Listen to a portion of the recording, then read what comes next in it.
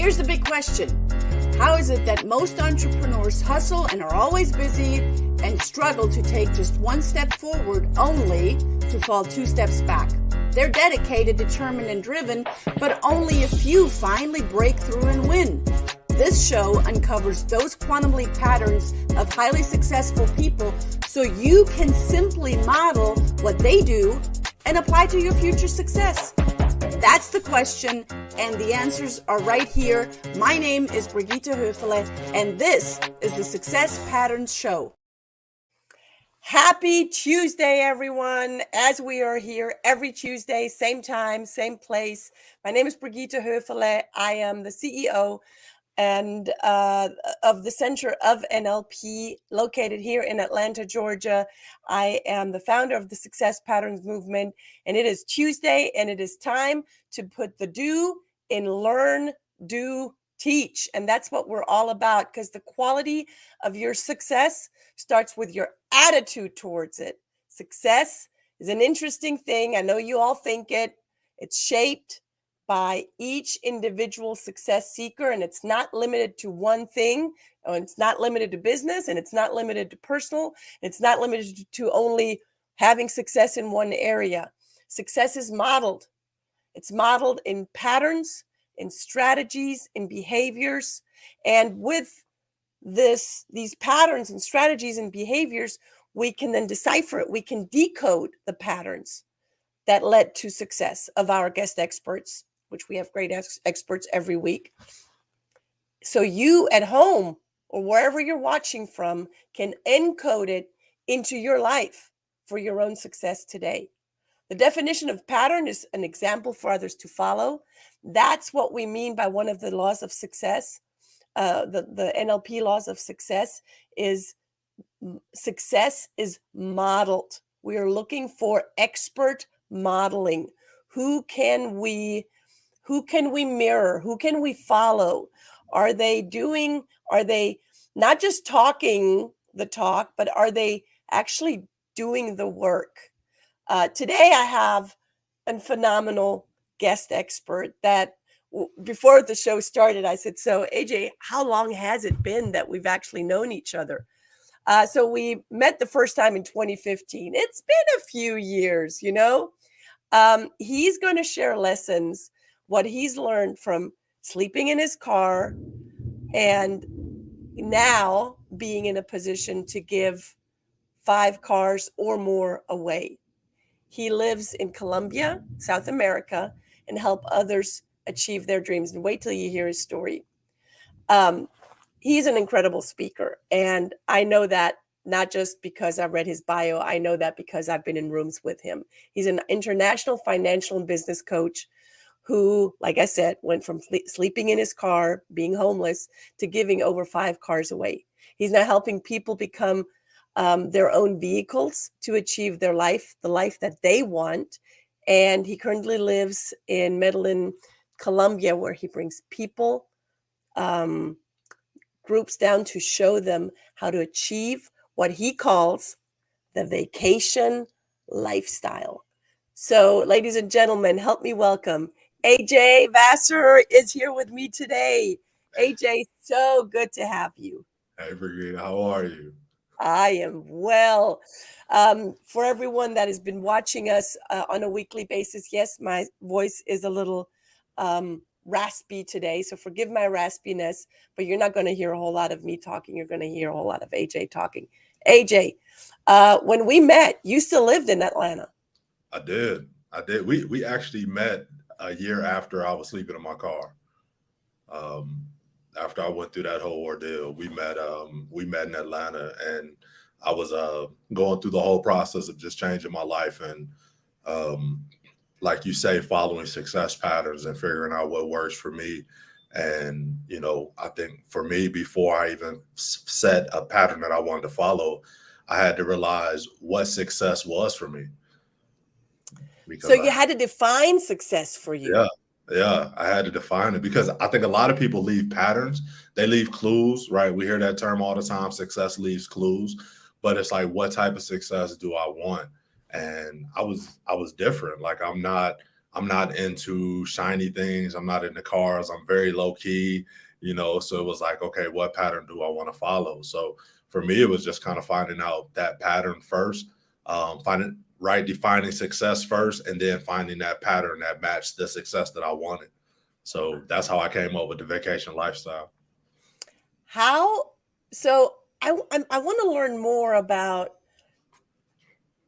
what made you go from being, I'm going to call it homeless, Mhm. living in a car, to wanting to find out what your which success are you looking for? What was the transition there? What made you there was some kind of, if we want to use the P word, pivotal moment, right? Mhm. Transitional moment that was a wake-up call? I don't know. You tell us. Well, for me, it was actually a mentor that I had that happened before I even became homeless. And you could say me being homeless was kind of not his fault, but his guidance. It was a it was my mentor in Atlanta. His name is Sam Shepard, and he's the number one income earner in African American income earner in Primerica, and he was mentoring me at the time. I was never a part of Primerica, but he just, I don't know, he liked me, I guess, and I remember telling him I had a business deal that it went bad, and I told him that I was going to go live with my mother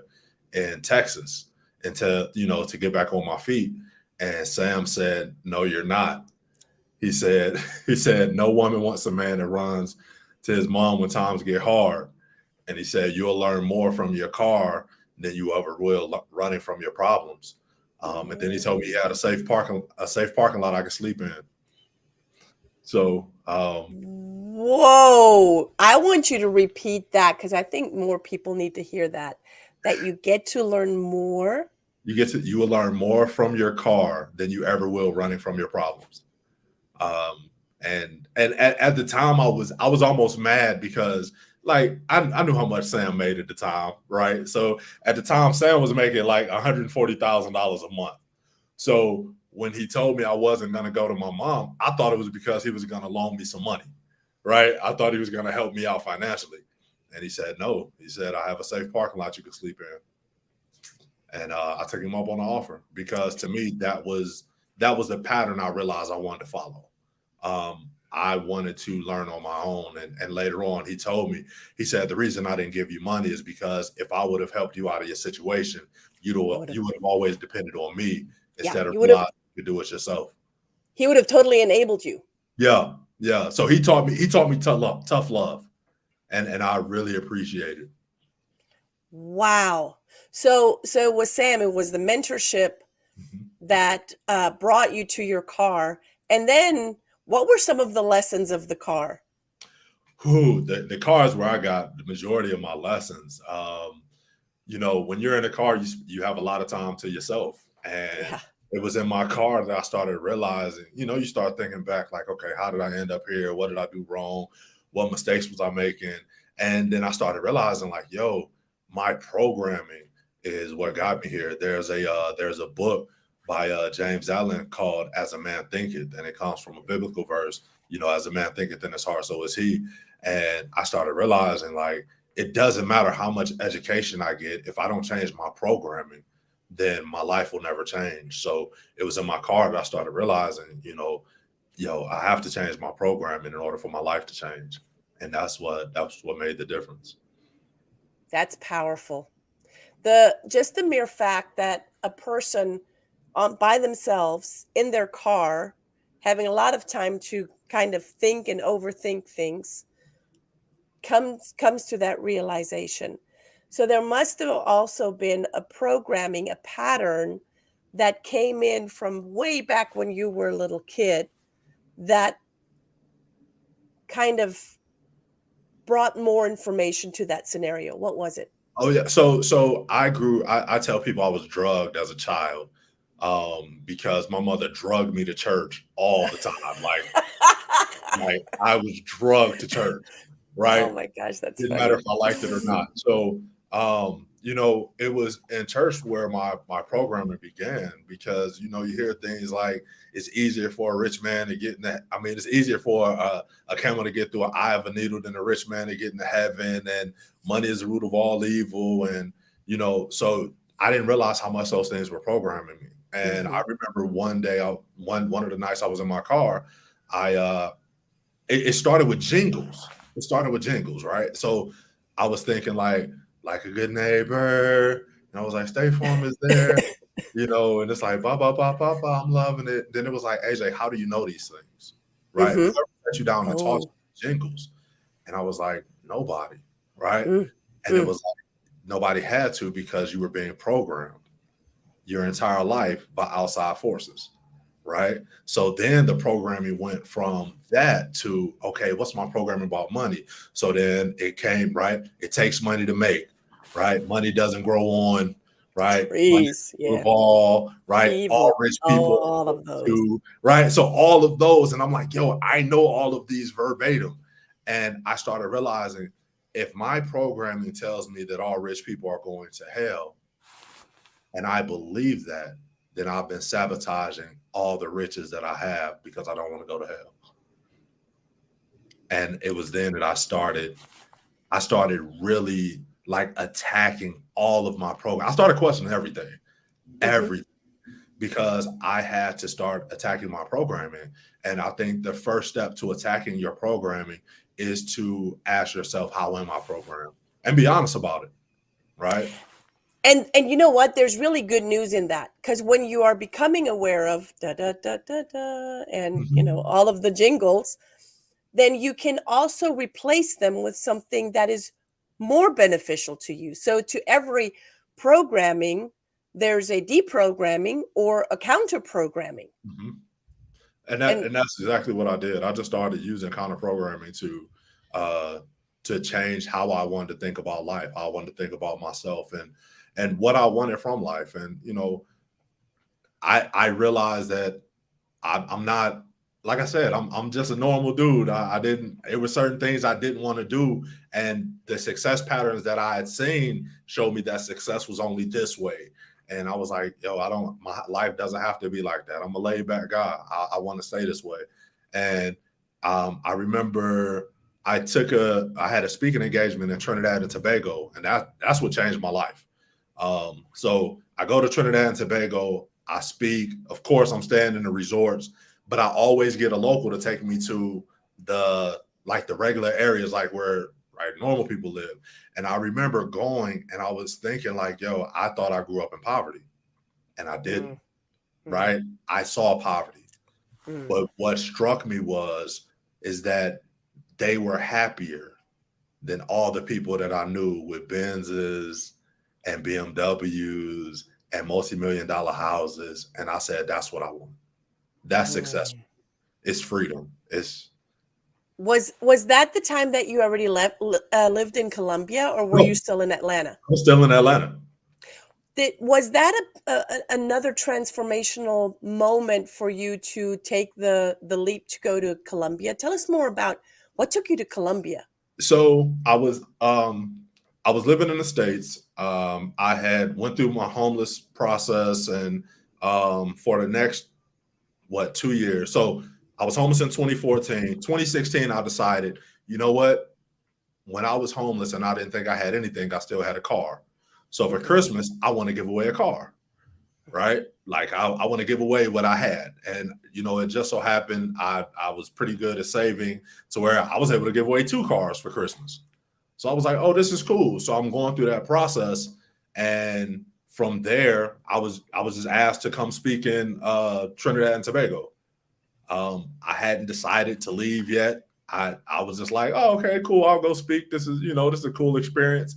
And when I went down there and I seen how happy they were and how they didn't have any, like I won't say they didn't have anything, but they had very little.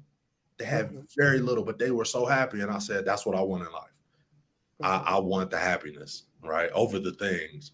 And then I realized I wanted to teach people how to use their lives as a vehicle to get to their freedom. So, at that moment when you were starting to think about moving away, was it immediately Colombia? Yeah, of course I'm moving to Colombia. Or So this is the crazy part. People they still think I'm crazy. So I had visited 10 countries before I chose Medellin Colombia. Medellin, Colombia wasn't even a country I'd ever visit. Like it wasn't. I'd never visited Colombia before I moved. Never. Are I you literally, serious? one of my friends knew that I was looking at countries, and she said, "Hey, I think you would like this country." And I was like, "Really?" And she said, "Yeah, watch this video." And I watched the video, and I was like, "Yo, that seems dope." And my whole thought process was, if I don't like it, I'll move in 6 months. You're not a tree. You can Yeah, I'm move. like, yo, if I don't like it, I'll move. So I had never visited. I didn't know anything. Everything was done off research, and I've been here 4 years. Um, 4 years you've already been there. yeah, and one of the reasons why I tell people I think you should face your demons, because my boogeyman was homelessness, right? Hmm. Um, when I finished college, I immediately opened up my first business, which was a barbershop. And one of my uncles told me that I was going to be homeless because I wasn't using my degree. Right. So that's always That was a program. yeah, yeah. So but that was always my boogeyman in the back of my mind. I'm gonna be homeless. I'm gonna be homeless. And every time I came close to being homeless, I would move a roommate in, or I would do something to make sure that I wasn't homeless. And this time when I faced that situation in Atlanta, instead of going, like I told you, instead of going to my mother, Sam told me he had a safe parking lot I could sleep in, and I was like, cool, I'll figure it out in my car, and I did. And you So did. yeah. So when people ask me about moving to Medellin, it wasn't scary for me because homelessness was my boogeyman. Yeah, Right. there was nothing for you to be afraid of Yeah. because it was already stepping into an unknown known, Right. if you will. Now, were there in your family, because we often look at family first, where are, what are we watching, who are we modeling, who's kind of the trailblazer? So was it very known in your family just to, pack your bags and travel all around the world and see, country after country after country? No, nobody in my family does that. I'm the only one. You're the only one. The only one. Yep. And because of that, and this is something that I teach people, because of that, during my time of transitioning from my programming from my family, I had to use what I call limited association. Tell me more about that. So if anybody knows me, they know my mother is my heart. That is like my Yes. mother's my heart. I will do anything for my mother, right? And to show you how close we are, for my 37th birthday, I actually bought my mother a car. Yes. Right? I remember that. That's how close we are.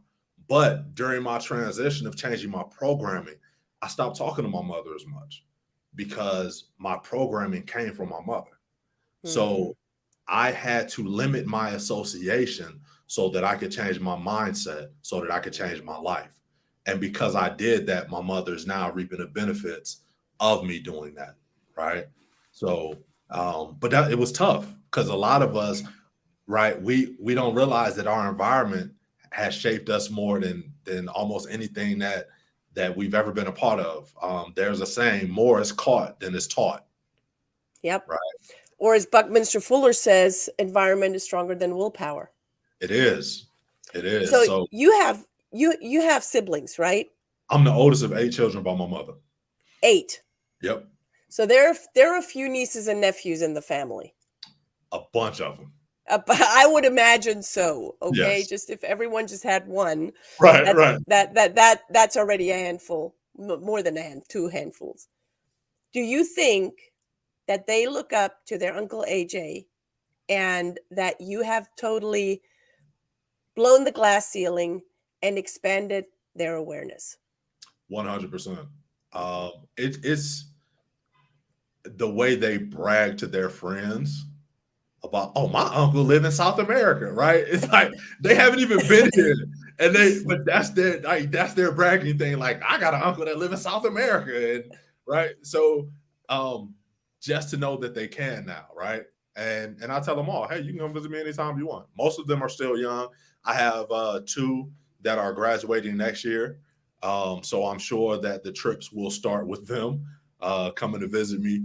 But I do believe that just from seeing just the exposure. I think just the exposure of knowing that you can Yeah. just changes everything. Yeah.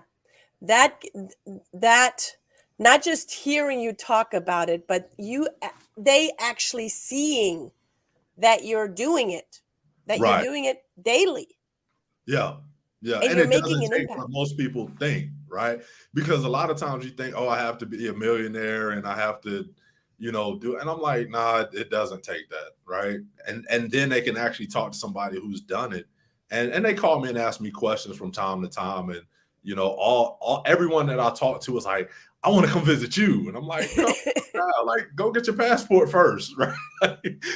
And then you can That go. would be one thing that they would need. Yeah. Um, oh my gosh. So there's so many more questions I have around this. Well, first of all, we have some comments from Paquita. Do you remember Paquita, right? She must have been in the same room when we met. I was the I was the assistant trainer for Harv Ecker's Secrets of a Millionaire Mind here in Atlanta. I met That's where I Paquita met you. there. Yep, Yep, that's that's where where we I met met. Exactly. It's just interesting that Paquita's here and she's, sharing with us you. here in the chat, and you're here. And she's sharing with us some of the gratitude that she has of people really modeling, looking out for them, and looking out for someone, AJ, is not monetary, because that would be enabling. That's what I heard you say. Yeah, yeah, and that's the one of the biggest reasons why I stopped giving cars away. Hmm. And it wasn't for the fact that I don't want to give. I'm a giver by heart, right? I mean, I've given 6 cars away. It's just that I realized once I gave them a car, I didn't teach them the vehicle that allowed me to get the car. Hmm. And to me, that's the most important part. Is right. I don't just how Sam did me. I want to do that for other people. I want to show them that like you're your hero. I'm not the hero, right? I'm not the hero in your story. You are. Yeah. So let me show you just the training that you need to become the hero that you always knew you were. Yeah.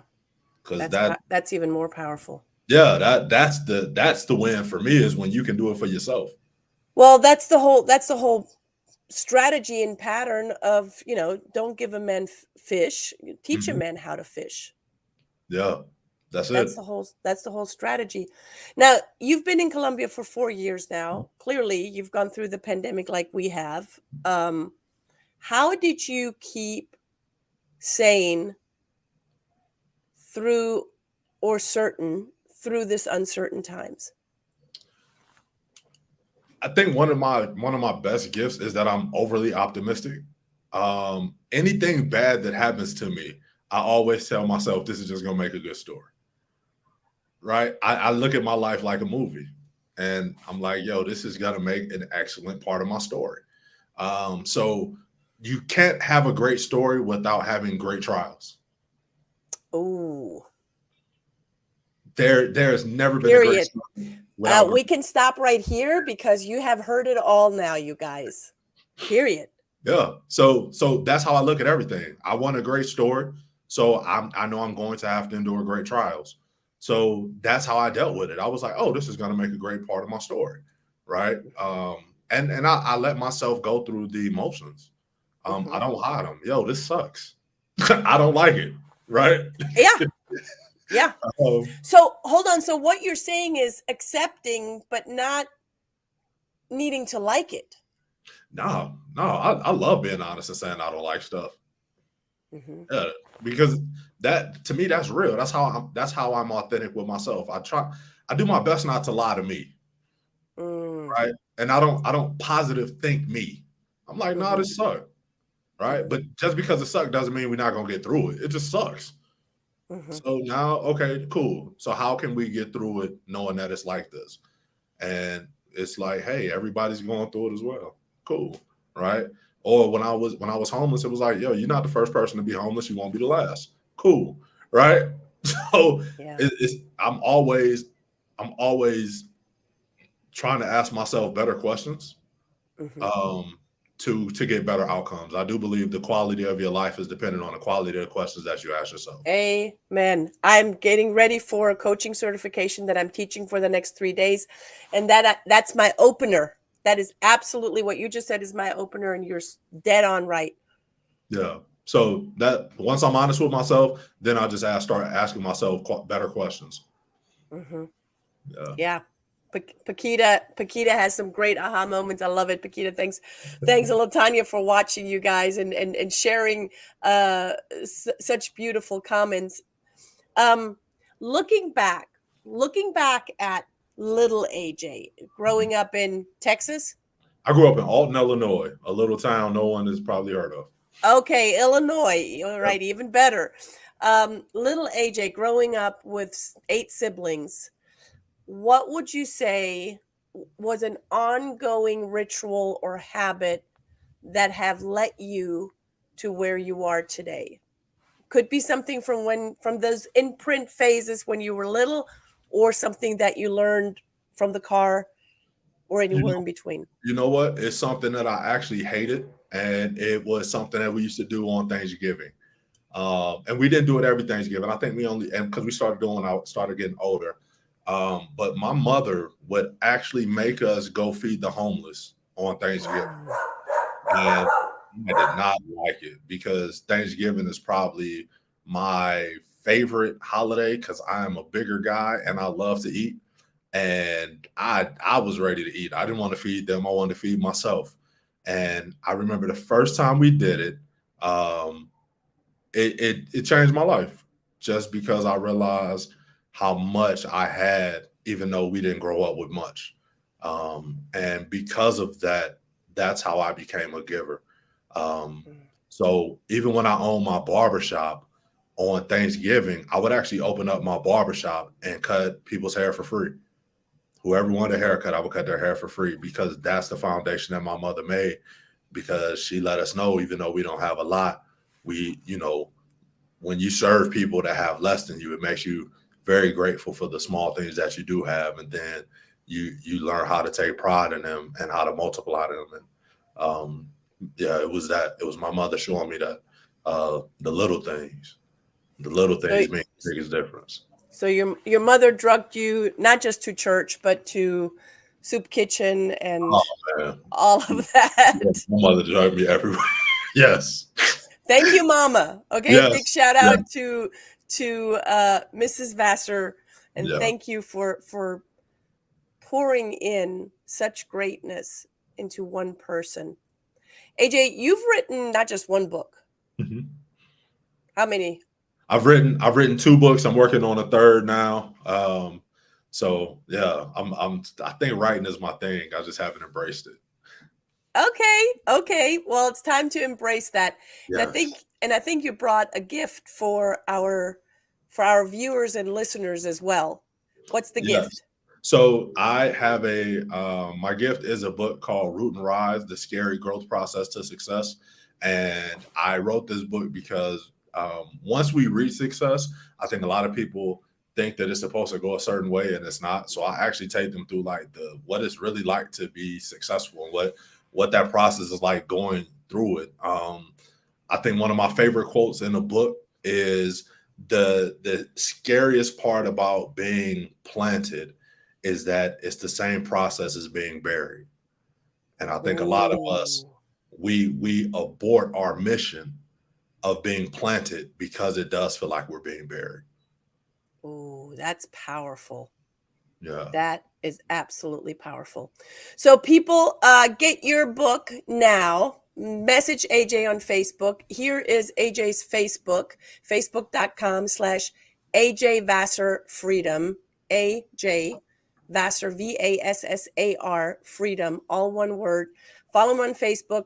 Send him a quick message and say, hey, AJ, love the show. Would love to have your book. AJ is a giver. If AJ can help you, I know that you can find that out through a message on Facebook as well. Get with AJ. You're not going to regret it. I know that for a fact. You're going to absolutely love it and get so much out of it. So get your book. AJ, thank you from the bottom of my heart for being here today. Be my guest from here in Atlanta, Georgia, the old home, over to the new home in Colombia. I appreciate it. It is a pleasure. Thank you. Guys, tune in again next week, same time, same place for the Success Pattern Show, Tuesday, 1:30 Pacific time, 4:30 Eastern time. Until then, ciao and bye for now. Thank you for tuning in to the Success Pattern Show at www.thesuccesspatternshow.com. My name is Brigitte Höfele.